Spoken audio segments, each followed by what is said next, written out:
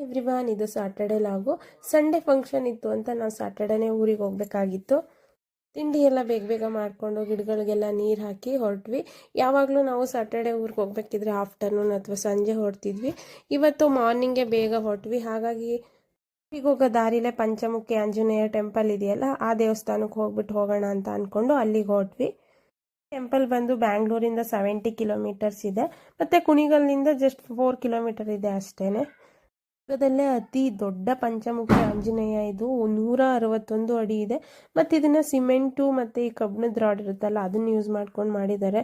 ನೋಡೋಕೆ 2 ಕಣ್ಣು ಸಾಲಲ್ಲ, ಅಷ್ಟು ಚೆನ್ನಾಗಿದೆ. ನೋಡ್ತಾನೇ ಇರಬೇಕು ಅನಿಸುತ್ತೆ. ನನ್ನ ಮಗಂಗೆ ಮೊದಲೇ ಆಂಜನೇಯ ಅಂದರೆ ಇಷ್ಟ. ತುಂಬ ಖುಷಿ ಪಡ್ತಿದ್ದ ಇದನ್ನು ನೋಡಿ. ಆದರೂ ಆಂಜನೇಯನ ಭಕ್ತರಿರ್ತಾರಲ್ಲ, ಅವ್ರಿಗೊಂದು ಇದು ಮಸ್ಟ್ ವಿಸಿಟ್ ಪ್ಲೇಸ್ ಅಂತಲೇ ಹೇಳ್ಬೋದು. ಅಷ್ಟು ಇಷ್ಟ ಆಗುತ್ತೆ. ಇದಕ್ಕೂ ಮುಂಚೆ ಒಂದ್ಸಲ ಬಂದಿದ್ವಿ ಅಷ್ಟೇ, ಇದು ಸೆಕೆಂಡ್ ಟೈಮ್ ವಿಸಿಟ್. ಮತ್ತು ಇವತ್ತೇನು ವಿಶೇಷತೆ ಇತ್ತಪ್ಪ ಅಂದರೆ, ನಾಳೆ ಅಂದರೆ ಸಂಡೇ ಒಂದು ಶನಿದೇವ್ರ ದೇವಸ್ಥಾನನ ಓಪನ್ ಮಾಡ್ತಿದ್ರು. ಆ ಶನಿದೇವ್ರ ದೇವಸ್ಥಾನನೂ ಕೂಡ ತುಂಬ ದೊಡ್ಡದಾಗಿ ಕಟ್ಟಿದ್ದಾರೆ.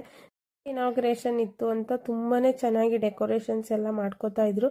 ಇನ್ನೂ ಕಂಪ್ಲೀಟ್ ಆಗಿರಲಿಲ್ಲ, ಬಟ್ ತುಂಬ ಚೆನ್ನಾಗಿತ್ತು. ಅಲ್ಲಿ ಆಲ್ರೆಡಿ ಹೋಮ ಅದೆಲ್ಲ ಮಾಡೋಕ್ಕೆ ಸ್ಟಾರ್ಟ್ ಆಗಿದ್ರು. ಮತ್ತು ದೇವರಿಗೆ ಜೀವ ತುಂಬಕ್ಕೆ ಅಂತ ಏನೇನೋ ಪೂಜೆಗಳೆಲ್ಲ ಮಾಡ್ತಾಯಿದ್ರು.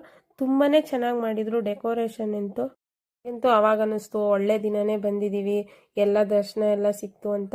ಅದೇ ಟೈಮಿಗೆ ಆ ದೇವಸ್ಥಾನದ ಫೌಂಡರ್ ಇದ್ದಾರಲ್ಲ, ಧನಂಜಯ ಗುರುಜಿ, ಅವ್ರು ಕೂಡ ಪೂಜೆ ಮಾಡ್ತಾ ಇದ್ರು.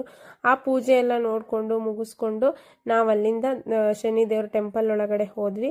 ದೇವರಂತೂ ತುಂಬಾ ಚೆನ್ನಾಗಿದೆ, ನೋಡ್ತಾನೇ ಇರಬೇಕು ಅನಿಸುತ್ತೆ.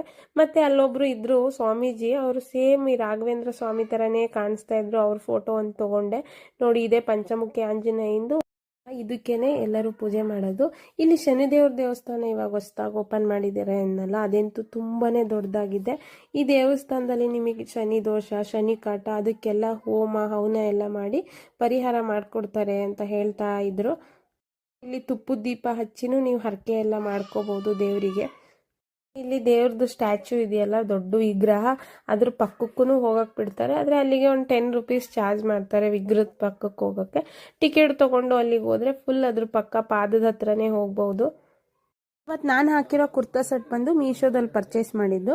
545 ರೂಪೀಸ್ಗೆ ಸಿಕ್ತು. ಇದ್ರ ದುಪ್ಪಟ್ಟ ಅಂತೂ ತುಂಬಾ ಗ್ರ್ಯಾಂಡ್ ಆಗಿದೆ ಮತ್ತು ತುಂಬ ಕಂಫರ್ಟಬಲ್ ಆಗೂ ಇತ್ತು. ನನ್ನ ಮಗಂಗೆ ಹೊರಗಡೆ ಟಾಯ್ಸ್ ಮಾಡ್ತಿದ್ರಲ್ಲ, ಅದ್ರ ಮೇಲೆ ಗಮನ ಆಗ್ಬಿಟ್ಟಿತ್ತು. ಒಳಗಿದ್ದಾಗಿಂದನೂ ಅದು ಕರ್ಕೊಂಡೋಗಿ ತೊಕ್ಕೊಡಿ ಅಂತ ಹಠ ಮಾಡ್ತಿದ್ದ. ಸಲ ಅನ್ಸುತ್ತೆ ಈ ಟಾಯ್ಸ್ ಎಲ್ಲ ಯಾಕೆ ಕೊಡಿಸ್ಬೇಕು, ಸುಮ್ಮನೆ ವೇಸ್ಟ್ ಆಗುತ್ತೆ ಅಂತ ಅನಿಸ್ತಿರುತ್ತೆ. ಮತ್ತು ಇನ್ನೊಂದ್ಸಲ ಅನಿಸುತ್ತೆ, ಅಯ್ಯೋ ಪಾಪ ಈ ವಯಸ್ಸಲ್ಲಿ ಆಟ ಆಡದೆ ಇನ್ನು ಯಾವ ವಯಸ್ಸಲ್ಲಿ ಆಟ ಆಡ್ತಾರೆ, ಕೊಡಿಸ್ಬಿಡೋಣ ಅಂತ ಅಂದ್ಕೊಂಡು ಕೊಡಿಸ್ಬಿಡ್ತೀವಿ. ನನ್ನ ಮಗುಗೆ ತುಂಬ ಇಷ್ಟ ಆಯಿತು. ಯಾವುದೋ ಪಾರ್ಕ್ ಥರ ಇತ್ತು ಇದು ಟಾಯ್ಸು. ಅದನ್ನು